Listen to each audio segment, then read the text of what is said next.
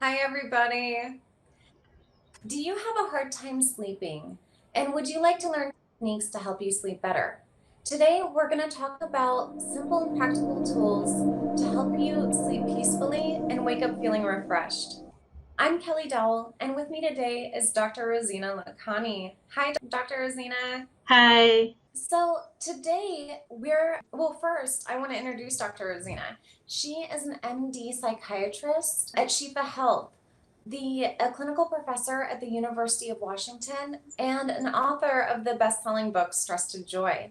You're watching episode 13 of Happy and Healthy Mind with Dr. Rozina, a weekly live show where we strive to bring you practical tools for a happy and healthy life. So today, we'd like to talk about how to relieve some of our struggles with sleeping. And I'd like to remind you that this is a live show. So in this program, feel free to leave your comments now, or you can leave them later and we'll try our best to respond to your queries. I'd like to also remind you that this program is for educational purposes and it's not meant to be treatment. So if you feel you need treatment, please contact your healthcare provider. Also, you can text Joyful to 38470 for the resources in this program. Tell us what we're talking about today. Well, a lot of people struggle with sleep issues.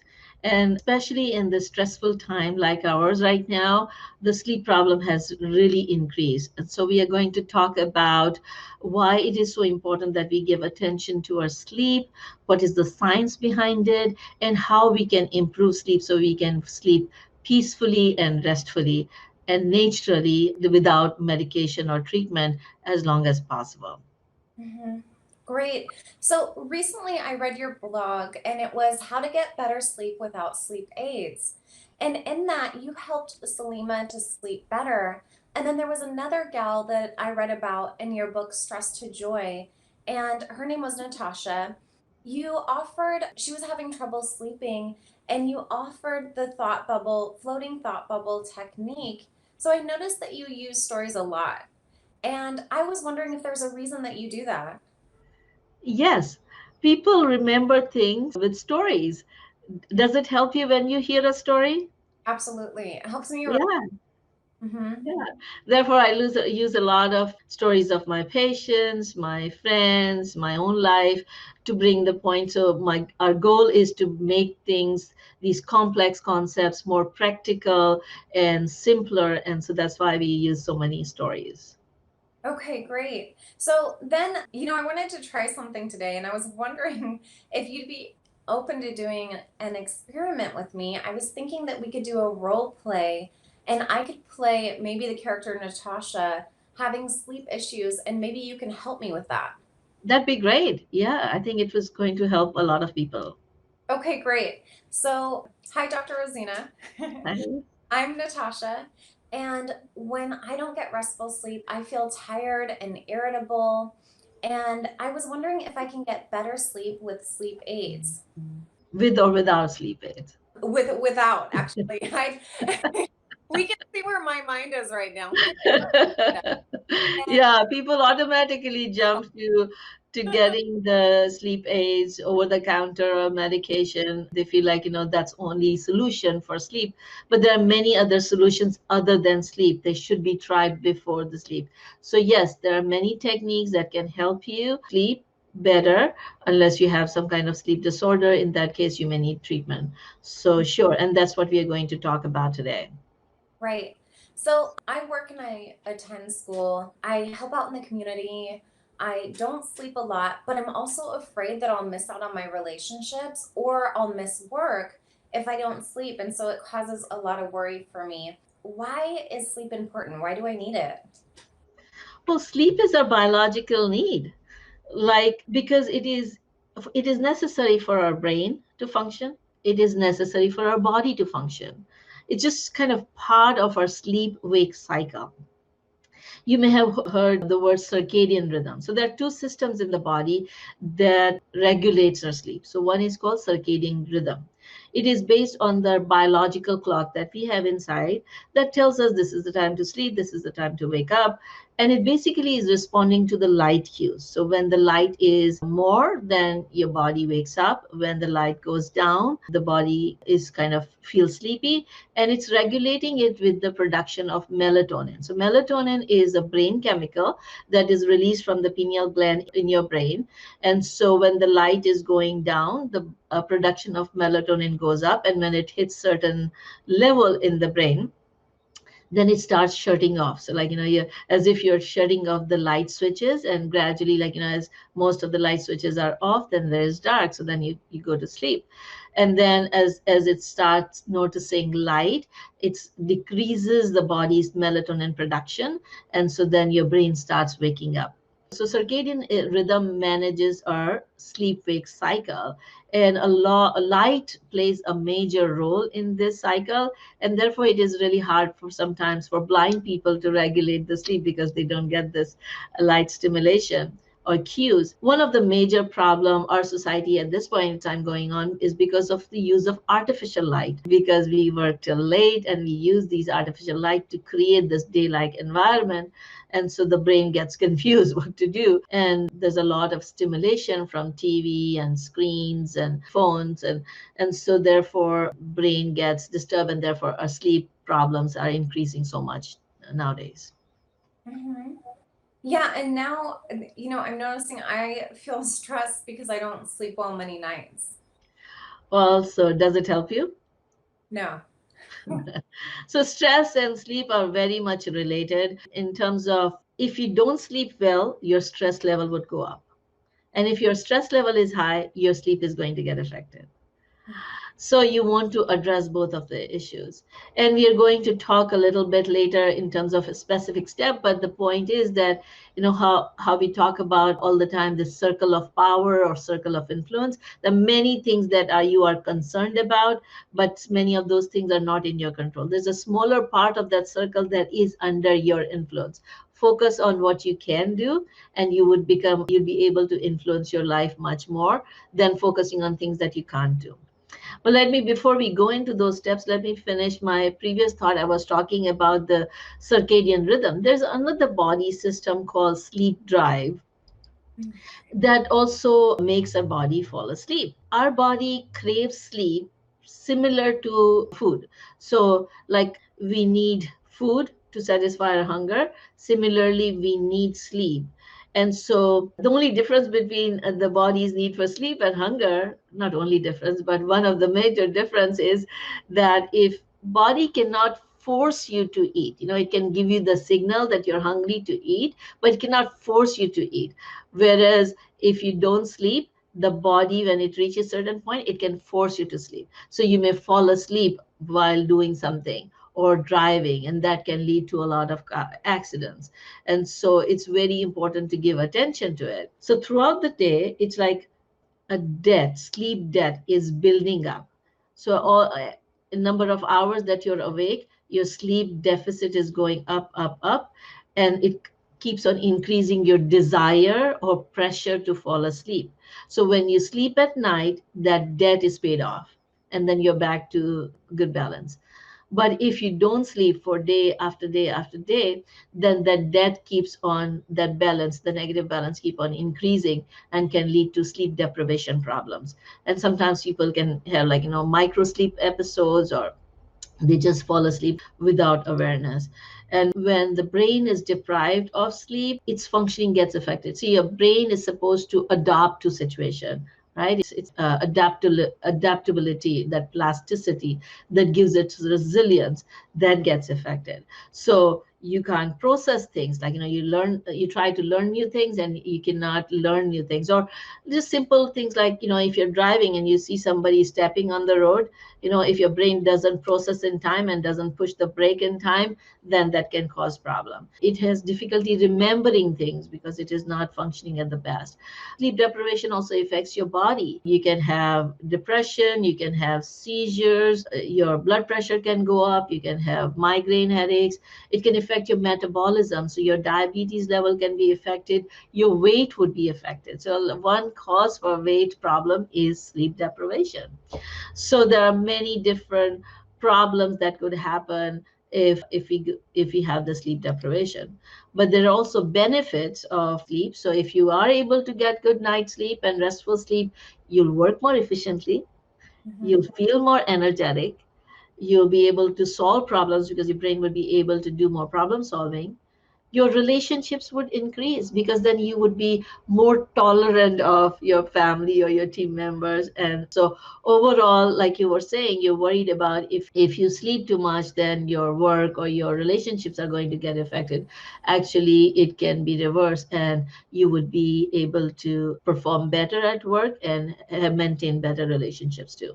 So the question comes up many times, how much sleep do you need? Do you ever wonder that? I often do, and sometimes I hear different things. So, can you tell us how much sleep we do need?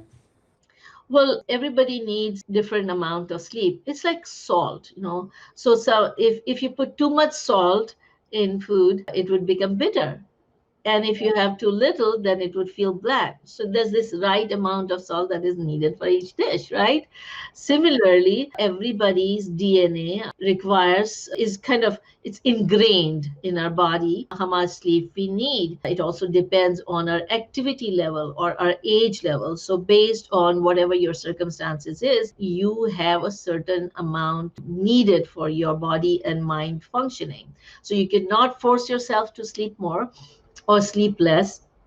You can train your body to be alert at the time when you're not sleeping and just staying in bed and utilize that time, but you cannot force yourself to sleep too much or too little. Even sleeping too much can cause problems like hypersomnias. So generally average is 8 hours plus minus 2. Some people need 6 hours, some people need 10 hours. So between 6 and 10, so average is 8. Okay, that makes a lot of sense. So then I find that I have a very active mind and a lot of mind chatter. What? Most of the people have that. Yes, I think it's pretty common. Yeah. So what can I do about that? Well, there are many things that you can do. There are certain things you can do during the day, certain things you can do just before going to sleep, and certain things you can do in the middle of the night if you're not able to sleep. So let's take one thing at a time. So during the day, you can watch for three things: the activities that you are doing, the exercise that you're doing, and the food that you're putting in your body. Mhm. So, whatever you do during the day is going to affect your sleep at night. So, if you are really engaged in stimulating activities, it is important to calm your mind and your body down frequently. And therefore, remember in the last few programs back when we did the mindfulness for stress management, we talked about how it is important to do these 1 minute relaxation exercises throughout the day. So, if you're getting stimulated either to mentally or physically, you can calm your body down frequently so that you are able to calm yourself better before sleep. And all these programs that we are doing through Happy and Healthy Mind, we have been talking about different things that can help you calm yourself throughout the day. Then second, and some people have question about naps. And so if you take naps during the day, as I was saying, that the body's sleep need keeps on increasing, but if you take the nap in the middle of the day, then it can mess up your sleep cycle. But if your body is in a routine and it is used to sleeping short nap before 4 o'clock in the evening, then some people get benefit from those naps too. So again, it has to be adapted to each individual. Mhm. But doing meditation, doing mindfulness exercises, doing other relaxation exercises through the day really helps. The second thing is exercise. So many people, if they are not moving much, then their body is not going to get tired. Especially like right now, we are going through these stay home and we are watching TV a lot. So if you're spending 6, 8, 10 hours in front of TV and not doing the movement, your body is not going to be able to sleep properly at night. So it's necessary to have movement throughout the day, taking the breaks. Even if you are watching the TV, take the break in between and do the movement. It is recommended to do at least 30 minutes of aerobic exercise every day, and that is proven to improve your sleep. And the third thing is the food. Whatever you're putting in your body does affect your sleep. So there are many foods that are going to make you awake or help you fall asleep. So if you are eating too much chocolate or too much caffeine containing food, then you're going to be too alert. Or if you're kind of eating food that is kind of tyramine containing, that is soothing, that would allow you to be able to fall asleep better. So watch your activities, your exercise, and your food. Okay. So recently, I was talking to one of my girlfriends, and I've kind of gotten in this habit, and she recommended this to have a glass of wine before bed. What are your thoughts on that? Well, a lot of people think that alcohol can help them sleep. And because of their experience, they may feel like, they drink alcohol and it numbs them. And so if they're numb, they're able to kind of calm their brain down and fall asleep. On the other hand, what actually alcohol is doing medically is disturbing your sleep architecture. So even one glass of wine messes up your sleep architecture. And so it's actually not recommended to improve your sleep. It actually messes up your sleep. Okay. There are other things that you can do to help you calm down enough without those negative effects. Okay. So then another thing that I've heard is what about the use of herbal teas or melatonin? And that's what I was talking about. There are other things that you can do to help calm down your brain without the side effects that alcohol brings. So, a lot of herbal teas are known to calm your mind and body down to help you fall asleep, whether it be green tea or valerian root tea and many other that are coming up. And melatonin, like we were talking about earlier, melatonin is a natural brain chemical that is released in the brain that helps you fall asleep easier. So many times when the somebody's melatonin production is disturbed, or shift workers, or you're having the jet lag, we give the melatonin to enhance the body's melatonin and help a person fall asleep. The only thing to watch for with melatonin is that you want to take it at least 90 minutes before falling asleep. So if your time is 10 o'clock, you want to take it at 8:30 with an alarm, so that by the time it's a sleep time, the blood levels have gone up enough that you are able to fall asleep. Okay. I can do that, I think. And I appreciate the comment about 90 minutes before sleep because sometimes I'm not sure if it's always working. So that makes sense about giving it some time to kick in. Yeah, some people, and if you have forgotten and if you have to take it right before going to sleep, just know that it may take longer to fall asleep. You Mhm. can still take it if you have forgotten, but the better way is to take it 90 minutes before falling asleep. Okay. And then is there anything else that I should do right before sleep? Yeah, so now it's an hour before sleep. You can do several things to help your brain and your body prepare for sleep. And so, first thing is to keep the regular hours, because a lot of times people think, okay, well, it's the weekend, I can sleep late and then I can wake up late. And that disturbs the body's chronological, biological clock because it doesn't know what is happening. So, the best way is to every day fall asleep around the same time and wake up around the same time. Hmm. And it kind of really affects the shift worker when they're not able to do it. So then we have to use other ways of helping them structure their sleep. The second thing is limit stimulation, because we are watching a lot of TV and then there is a lot of emotionally activating content going on. Especially right now, there's so much going on in the world that affects us emotionally. So when we hear all those things right before you go to sleep, then our mind is going to just get worked up. And so you want to limit the stimulation at least an hour before going to sleep. Turn off your TV, turn off your computer, turn off your phone, because many times you think, oh, okay, well, let's check the last email, let's check this last message, and what happens is something emotionally activating shows up, and then your mind starts going in that direction. Plus, the light is affecting your brain, so it is kind of, your brain is getting confused. Is it time to sleep or is it time to wake because of that light stimulation? So limit stimulation. Then create your bedroom sanctuary. Your bedroom is a place for you to sleep, and our brains are brains of structure, so the environment create our desire. So create a little darker, cooler bedroom with, maybe you can play mild light music, maybe you can use a weighted blanket to help you create that environment. and then kind of maintain certain sleep rituals. So, you can brush your teeth, then you're drinking warm milk, or you're changing, or you do warm shower. What all these things do is telling your brain that it's time to wind down. And so it prepares it to get better sleep. And then you can use calming techniques to help it calm down further. You can use meditation. A lot of people use prayers or yoga or light music. Some people can do art or coloring, even sex, although it is an activating activity. But after that comes this calming time. So then it helps people fall asleep. Right. Right. So you can use these calming techniques to help you get ready to get a peaceful sleep. Yes. Yes. So one thing I was wondering is what should I do if I have phone meetings in the evenings? And like we said, there are certain things that are in our control and certain things that are not. If it is in your control, change the time. Choose the timing that works with your routine. But if it is not in your control, try to do some relaxing activities before and after so that you can fall asleep as close to your sleep time as possible. So then what should I do? Sometimes I'll be able to fall asleep during the night, but I can't stay asleep.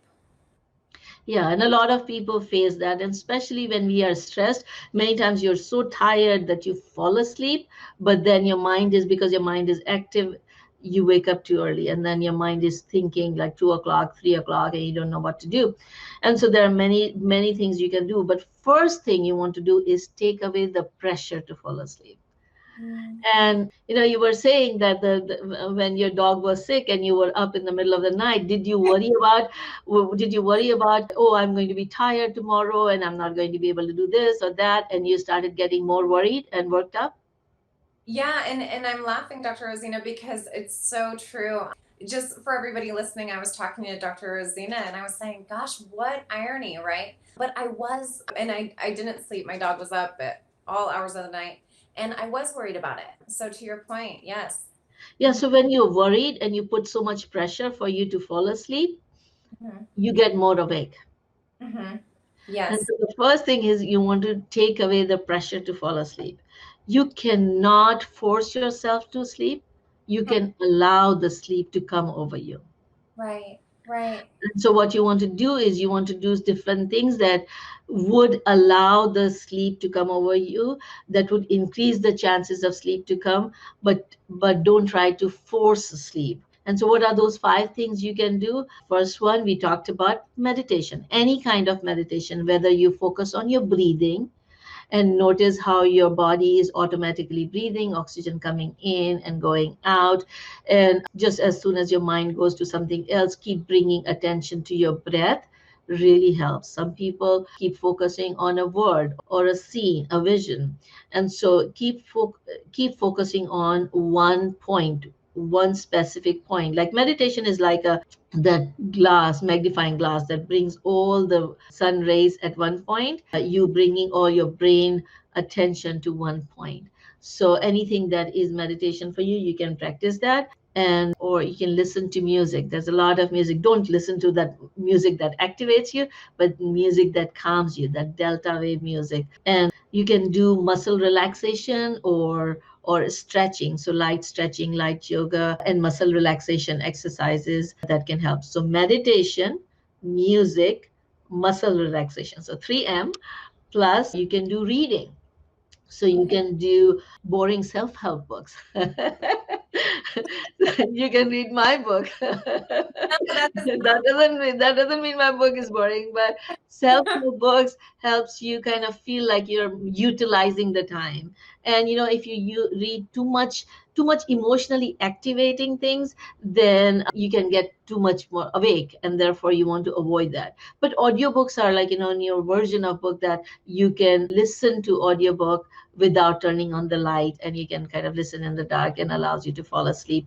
And then writing. So I used to write in the middle of the night when my mind is going too much, and I would plan, once I would write it down and I would plan it out, then my mind would calm down and I would fall asleep. But many times I also had problem that it got too much activated, so I needed to find something. So a lot of people, if writing helps you, then you can write. One of my patient, when she was doing the journaling in the middle of the night, she was getting more activated and her sleep was more disturbed.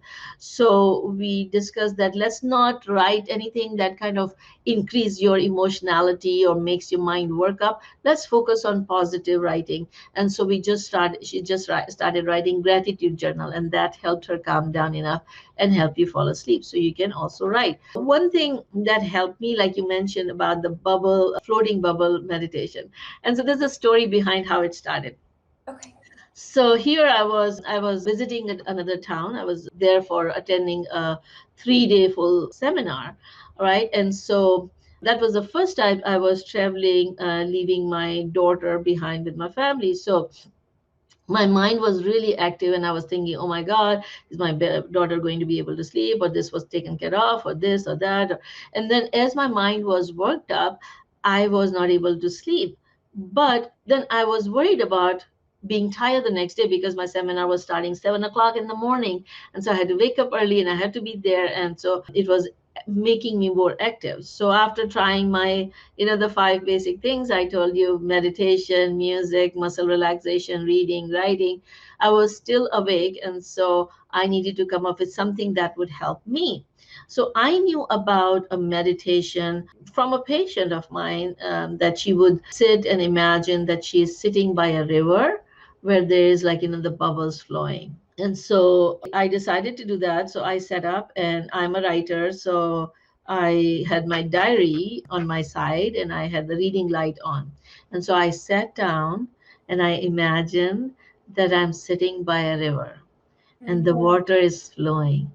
And you yeah. know how sometimes the leaves fall on the water, and so Right. you see those leaves floating by. You don't try to catch them; you just observe them, right? So, and then sometimes there are water bubbles on top, but water comes on those leaves. And so I saw these, like, the leaves flowing and the bubbles on top of it. And as it is flowing, I was just observing. So when one thought would come to my mind, I would put that one word in the bubble and I would let it go. Mm. And so I made today, I was kind of trying to find, and I saw one of the diaries when I did this kind of exercise. And do you see that? I So I do. made this waves, and then I made those bubbles on top, and then Okay. I just wrote one word. And so as one thought would come, I would write that thought, and then I would let it go. Mm. And then another thought would come, then I would just write one word and let it go.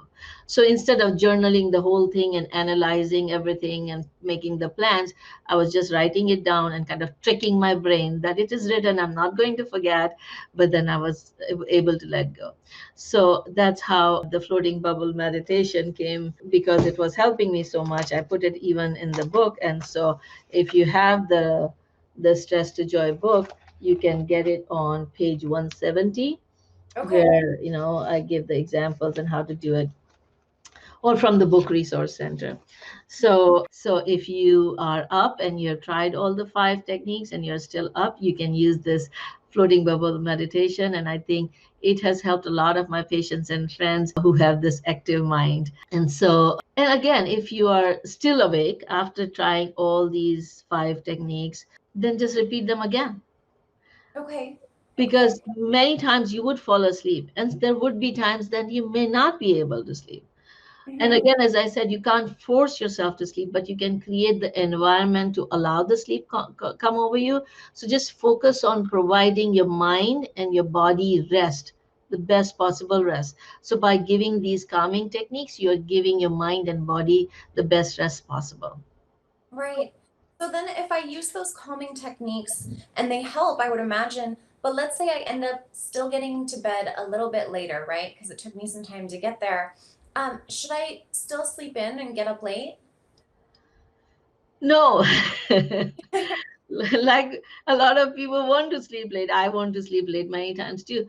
But it kind of confuses your body's biological clock. So whatever time you go to sleep, try to wake up the similar close to the usual time, so your body remains in that structure and then is able to sleep well the next night. Mm-hmm. Okay. And then do you think we should never take sleep medications? No, there are many sleep medications, and in certain sleep disorders, you do need the medication. What I'm saying is that before you take the medication, try these techniques because they don't have any side effects, they are in your control. Try all these techniques to improve your sleep as much as possible before you try the sleep medication, and then maintain a sleep diary. If you're having the difficulty sleeping, maintain at least 2 weeks sleep diary. And let me show a sleep diary that is done by Sleep Medicine. Do you see this one? It has 2 weeks sleep diary, so you can write the date, a day of the week, and if it was a working day or not, and then you can write down this mark when you went to bed, and then darken the hours that you were asleep, and then leave it empty the hours that you were awake. And so that kind of gives a 2 weeks idea of how your sleep pattern is. You can enter A if you have drank any alcohol. You can enter E if you have done any exercise, and you can write M if you have taken any medication. So when you have at least 2 weeks sample like this, then your doctor would be able to help you decide if you do need medication. And it's not only medication. You may need a CPAP. Let's say if you have sleep apnea, you may need a CPAP. Or if it is kind of your mind pattern that is causing the problem, you may need a form of therapy called CBTI, that is cognitive behavior therapy for insomnia. So there are many sleep disorders like narcolepsy, restless legs, insomnia, hypersomnia. So you want to go through the assessment and treatment if necessary, but before you do that and while you're getting the treatment, continue to do these exercises. Hmm. And so then what happens if we don't sleep? Like we talked about, you may have the sleep deprivation problem, your mind may not think straight, you would be at risk of getting into car accidents or risk of physical and mental illnesses. So it is necessary that you take steps. You don't have to pressure to fall asleep, but at the same time, you want to focus on improving the sleep as much as possible. Hmm. Hmm. So, just to wrap up for everyone, I wanted to highlight that today we talked about why sleep is important, some misconceptions that people have about sleep, and proper sleep hygiene. I want to highlight that we're also going to end with Dr. Rosina's special, so you can look forward to that in just a moment. And if you find value in what you've heard today, please comment, like, or share. Also, you can text Joyful to 38470 and receive emails, recordings, and other resources from what you've heard from today's program. Our purpose is to reach 1 million people and spread health, happiness, and joy. So please join us in that. And another thing that I wanted to let you know is that next week, Dr. Peterson will be joining us. And Dr. Peterson created the stress mastery questionnaire. And so we're going to be talking about how to manage stress. So please join us every Saturday at 11 a.m. Pacific time at Dr. Rosina L's page. And Dr. Rosina, can you please take us through your special? Sure. And I'm very excited about this special because it kind of falls right close to the sleep improvement, because it is also one of the exercises that you can use to help you fall asleep easier. So it is called progressive muscle relaxation. And basically, the principle is that you relax each group of muscle at a time and you progress so that your whole body is calmed down. All right. And there are many different versions. So I'm going to walk you through one of the versions that I take my patients through. So why don't you follow with me? So before we start, let's just kind of feel the difference, how it feels when you contract or relax a muscle. So make your fist tight, tight, tight, tight, tight, tight, and let it go. Do you feel the difference in the muscles? Mm-hmm. Yeah. Yeah. And then again, now make it tight, tight, tight, tight, tight, and let it go, saying relax. Relax. Do you feel the difference? I do. Yeah. So that's what we are going to do with each group of muscles, starting from our feet. So let's go ahead and focus on your feet and make them tight, tight, tight. If you're sitting, just kind of press against the floor and feel that tightness in your foot, and let it go. Then bring attention to your calves and feel the tightness in your calf by pressing, and feel the tightness, tight, tight, tight, tight, and then let it go. Relax and feel that relaxation. Now bring attention to your thighs and make them tight again. Tight, tight, tight, tight, tight, tight, and let it go. Relax and feel that relaxation. Now bring attention to your hips and make them tight. Squeeze, squeeze, tight, tight, tight, tight, tight, and let it go. And feel the difference between that relaxed feeling and tense feeling. Bring attention to your tummy and suck it in and make it tight, tight, tight, tight. Let it go. And feel the relaxation. Bring attention to your chest and make it tight by pushing your arms behind you and tight, tight, tight, tight, tight, and let it go. Now shrug your shoulders. Up, up, up, tight, tight, tight, tight, tight, tight, and let it go. Relax. And feel that relaxation. Now make your upper arms tight by pushing against the armchair. If you're sitting on the arm, tight, tight, tight, tight, and let it go.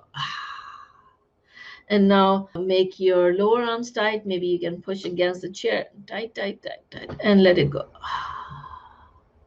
And then you make the wrists tight, tight, tight, tight, tight, and relax. And then bring your lower jaw tight. Let it go. And now upper jaw tight, tight, tight, tight, tight, tight, and let it go. Now whole body tight. Tight as if you were a piece of log. Tight, tight, tight, and let it go. Feel all the tension going from your head, from your body, from your legs, down in the earth. How do you feel? Relaxed. Yes. It's a wonderful exercise to do before going to sleep, but it's also an exercise that helps decrease the perception of pain, because when there is an injury and then there is a pain, not only the injury is causing the pain, but the muscles around that, they become really tight. So when you train your body to relax the muscles, your pain also decreases. So this is a wonderful exercise that you can do any time of the day. And especially at night, to help you fall asleep and stay asleep. So I wish you health and happiness. I look forward to seeing you next Saturday. Till then, stay happy and healthy. Bye, everyone. Thank you.